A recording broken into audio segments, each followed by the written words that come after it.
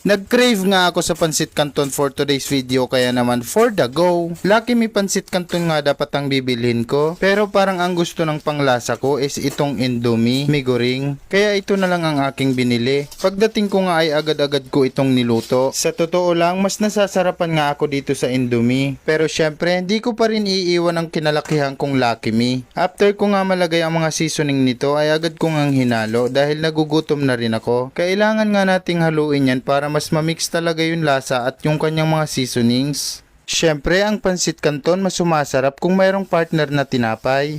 Bumili na nga din ako ng banana cue dahil nung naamoy ko at nakita ko ito, nag-crave din ako. Ito na nga guys, ready na ang ating pansit canton. Nilagyan ko nga ito ng siling labuyo para more spicy. Gusto ko nga yung ganito, yung more spicy, yung pagpapawisan ka dahil sa anghang. Dahil mas ginaganahan ako kapag ganito kaanghang ang aking kinakain. Ito na nga guys, at tapos na ang